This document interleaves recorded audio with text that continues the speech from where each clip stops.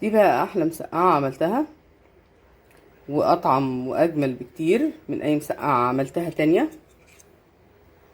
انا جربتها قبل ما اعمل لكم الفيديو، طبعا لازم كل حاجة تبقى متجربة اهي. بس ده البيض والبطاطس طبعا والبتنجان، حاجة تحفة، طعمها جميل جدا. ما تيجي نشوف الفيديو بكل تفاصيله، نشوف عملنا ايه وعملنا ازاي. يلا بينا. بسم الله الرحمن الرحيم. السلام عليكم ورحمة الله وبركاته. تعالى نعمل حاجة جديدة النهاردة مع بعض، وهنبتدي بسم الله الرحمن الرحيم. دي بقى مسقعة بس بطريقة مختلفة تماما عن الطريقة التقليدية بتاعتنا. تمام. عملناها كتير، وطبعا الناس كلها عارفاها وعارفة الطريقة شكلها ايه.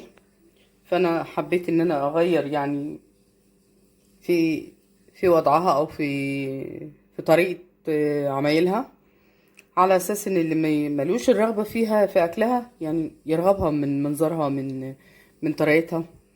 فطبعا انا ما رضيتش اطول عليكم الفيديو واجيب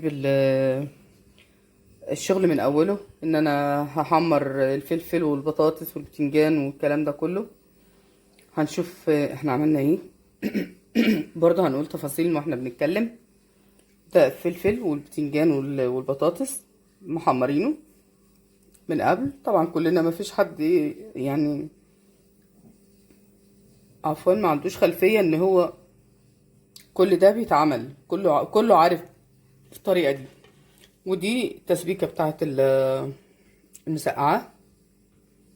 دي بتبقى عبارة عن شوية زيت، بحمر فيهم معلقة توم وطماطم، بضربها في الخلاط وبصفيها عشان ما يبانش فيها القشر او البذر بتاع الطماطم بالشكل ده زي ما انتم شايفينها اهي. بصوا المنظر عامل ازاي، وعاملاها تقيلة عشان طبعا ده هتتعمل بالبشاميل فلازم تبقى تقيلة. عفوا. ومعايا كمان بيض وحشوة للبتنجان، لان البتنجان من البتنجان اللي هو العروس طويل ده اهو. هحشيه بال بالحشوة اللي انا عاملاها دي، عبارة عن توم وفلفل وليمون، فلفل احمر واخضر. خلطة كنت عاملاها قبل كده مجهزاها عندي يعني، فمنين ما بحتاجها باخد منها على طول. هنحشي هنا البيض والخلطة دي، ومعانا البشاميل، وهنحط على الوش كمان موتزاريلا. تمام. هنشوف مع بعض دلوقتي ازاي هنعمل الطريقة دي. خلي بالك ان البتنجان هحشيه في الفلفلة الكبيرة دي اهي. بتنجان والبيض والبطاطس هحشيه في الفلفلة الكبيرة دي، وهنشوف هنعمل ايه مع بعض دلوقتي. يلا بينا ونشوف مع بعض هنحشي ازاي. اولا هجيب البتنجانة كده هحشيها من الخلطة دي، وهحط فيها جزء من البيض ده زي ما انا مقطعاه شرايح كده اهو بالطريقة دي. وهجيب الفلفلة دي هحط فيها معلقة من التسبيكة بتاعت المسقعة بالشكل ده،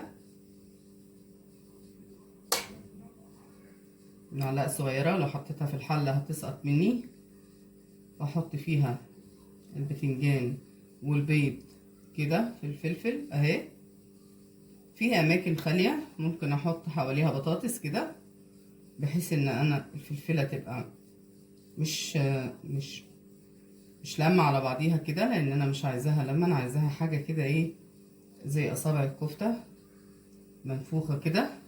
فهحاول احط حواليه من هنا ومن هنا، بحيث ان هي تبقى منفوخة عشان تدي منظر كويس مع البيض والبتنجان اهي.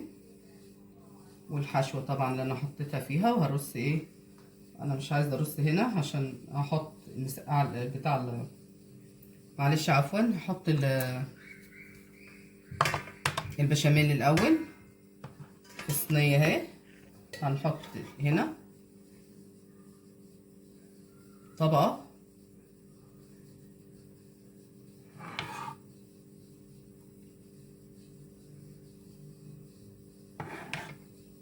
هحط نص الكمية في القعر بتاع الصينية كده.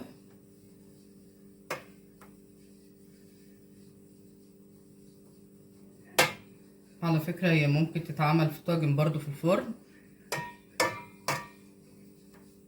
بس علشان الوقت والاستعجالة بس اضطريت ان انا هعمله في صينية كده. فرشت القعر كله بتاع الصينية اهو البشاميل زي ما انتم شايفين كده. هجيب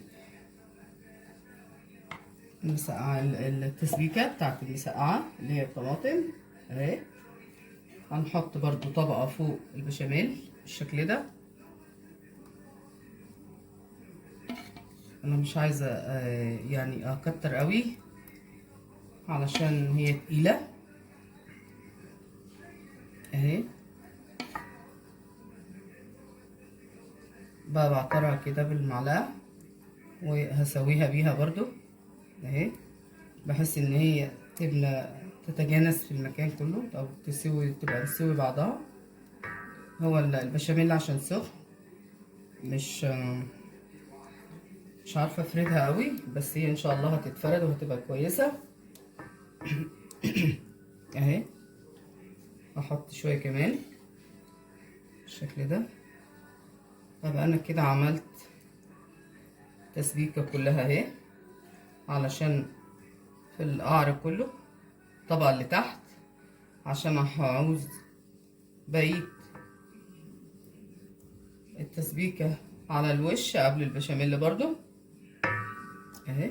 كده اتفرشت الارضية كلها بطبقة بشاميل وطبقة طماطم كده اهي. هعصر يدوب كده عصرتين ليمون على الماشي كده، عشان انا حاطه في التسبيكه ليمون، مش عايزه احط تاني عشان ما يبقاش كتير اهو.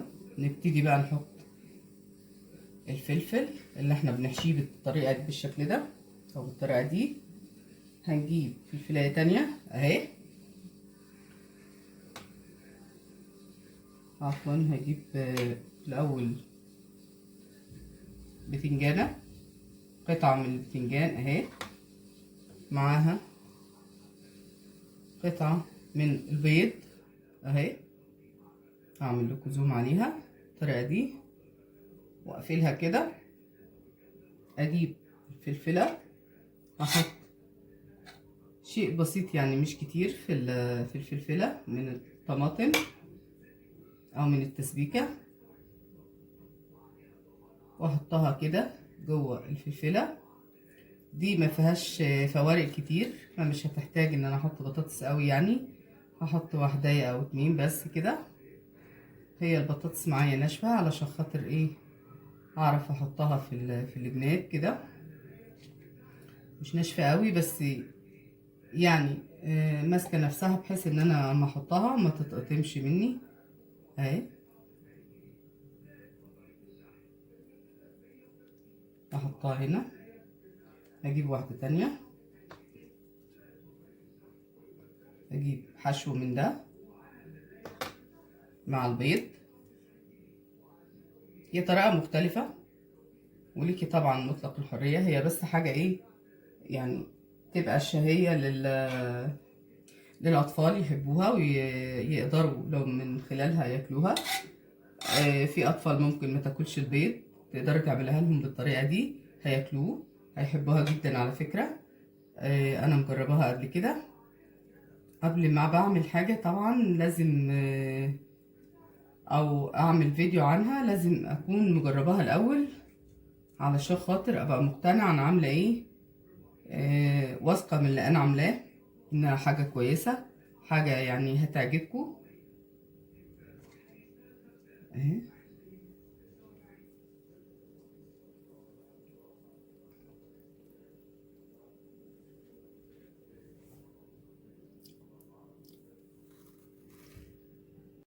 خلصنا المسقعه بطريقه الحشو كده اهي. فاض معايا بطاطس وكم قرن، كم يعني حته في الشطه كده، فلفل حامي هنحط برضو، يا اما نحط الجنب زي ما انا عامله كده، او ننطور كده ايه يعني على الوش، جزء وجزء نحطه على الجنب على حسب رغبتك انتي، او زي ما انت عايزه، او زي ما تحبي تعمليه ممكن تعمليها. طبعا يا جماعه انا بعمل بايدي علشان احنا اللي بناكل، طبعا ايدي مغسوله كويس قوي، بغسل ايديا قبل ما اعمل حاجه بس بصابون كويس اهو. فاض معايا زي ما قلت لكم كده كام قرن او كام فلفله حاميه كده، احطهم اوزعهم برضو كده عشان كل ياخد طعم الشطه الحراقه شويه. معايا الليمون كده ولا كده برضو، الليمون اهي انا عامله ليمون على الطماطم، بس بحب ازود ليمون شويه كمان اهي. هو نص ليمونه عملتها هنا وهنا. تمام كده، نشيل دول من قدامنا كده.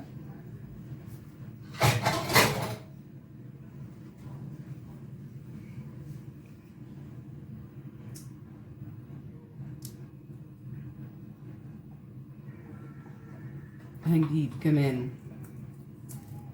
الشطة اللي هي البودر عشان ازود شوية كده سنة صغيرة، لان احنا بنحبها حامية شوية، واللي هي القرون الخضرا دي مش حامية قوي، ف يعني هنزود شوية من اللي هي البودر بالطريقة دي، لان زي ما قلت لكم احنا بنحبها حامية، وهي اساسا مسقعة بصراحة ما كانتش حامية ما بتبقاش كويسة. كفاية كده. اجيب بقى بقية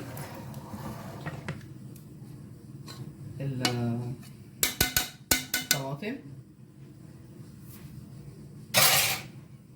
كنت بقول انها مش هتاخد الطماطم دي كلها بس ما شاء الله اخدتها، لان احنا بقينا نحشي مع الفلفل، نحط في الحشو كمان، بس مش مشكلة، المهم انها ايه تبقى تمام اهي.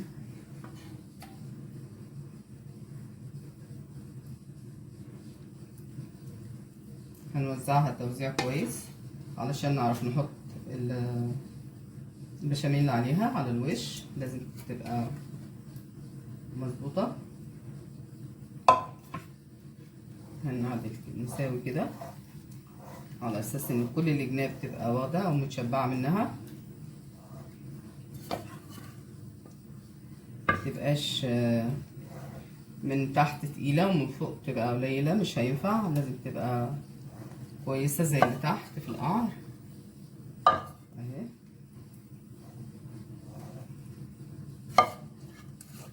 بعدين عشان ما تبقاش ناشفه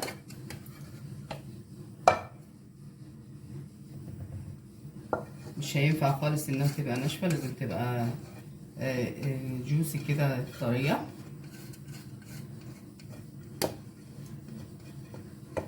لان دي اساسا مسقعه ما ينفعش تبقى ناشفه.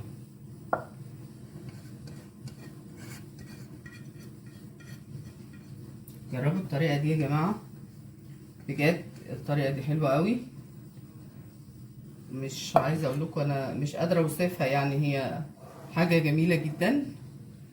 جربت انا الطريقه التقليديه دي كلنا مجربينها، فانا حبيت يعني اغير بحيث انها تبقى مرغوبه في الاكل، او اللي ملوش في اكل البيض هتلاقيه يحب بالطريقه دي. هو متقطع على فكره شرايح، ومنضاف جوه البتنجان مع حشوه تانية فلفل وطماطم، فلفل وثوم.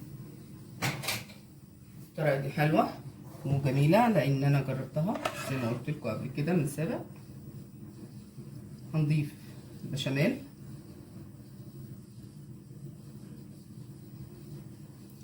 انا عايز نضيف بحذر شويه. هي عامه مش مشكله لان هي هتاخد طبيعي من الطماطم.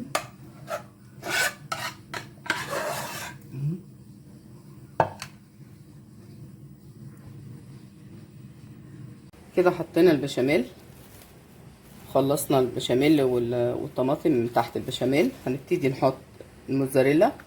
على فكرة انا مش حاطه كتير لان احنا مش بنحبها كتير قوي. طبعا الفرن انا مجهزاه مسبقا. انا هحط كميه قليله، ولو ليكي انت مطلق الحريه لو عايزه تزودي اكتر براحتك يعني، بس انا هحط كميه يعني معقوله بحيث ان احنا نبقى قابلينها في الاكل، لان احنا مش بنحبها. اما حطيت كتير ما حبناش الموتزاريلا كتير على الوش.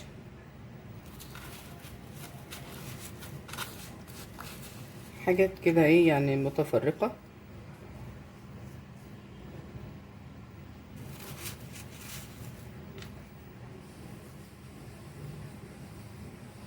بس كده تمام.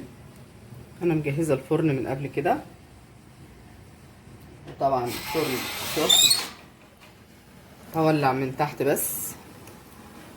بسم الله الرحمن الرحيم اهو.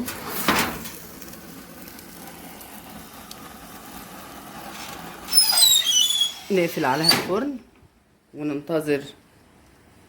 كده استوت اهي. بص المنظر عامل ازاي، صراحة تحفة.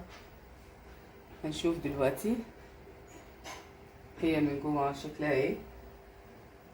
نجيب بس معلقة.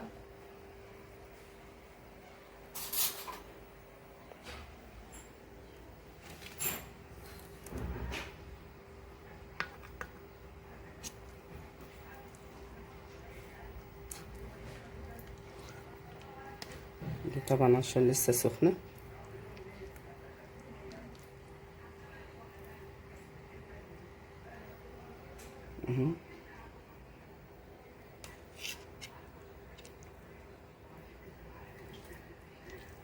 طبعا الجبنة اخدت وش عشان او هي استوت قوي بسبب انها غابت شوية في الفرن.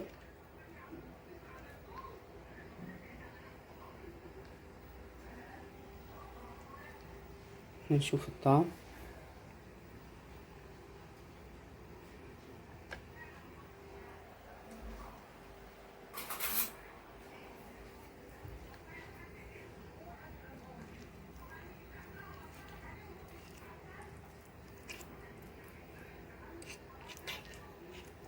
هندوق مع بعض طعمها ايه. بطاطس مع البيض مع البتنجان.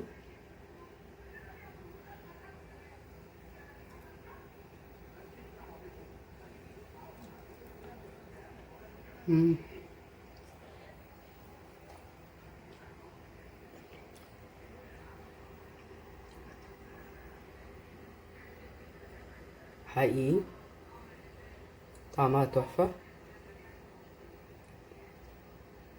وحامية، واحنا كنا عايزينها اساسا حامية كده، يعني المسقعة بالطريقة دي لما بتبقى حامية بيبقى طعمها احلى. هي بتبقى احلى واحلى طبعا. يا ريت ما ننساش اللي يشوف قناتي لاول مرة ما ينساش الاشتراك واللايك. طبعا مش عايزة اقول كتير، انا بس حبيت اوصل لكم الفكرة.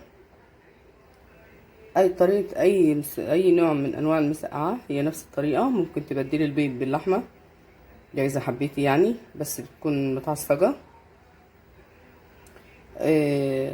طبعا براحتك، ولكي مطلق الحرية تعملها زي ما انت عايزة. ممكن تعملها من غير ده وده خالص، برضه هتديكي نفس الطعم اللي انت عايزاه، او نفس القيمة اللي انت عايزاها، او القيمة المطلوبة فيها. ما ننساش نعمل لايك واشتراك، واللي يعمل اشتراك يفعل الجرس عشان القناة تتفعل. ويا ريت يا ريت يا ريت مش عارفه اقول ايه، ما عنديش كلام تاني بصراحه اقوله. أمم، انتوا هتشوفوا الوضع ده، واكيد اللي هيجرب يعملها هيدعيلي ان شاء الله، لانها تعتبر اكله حلوه قوي.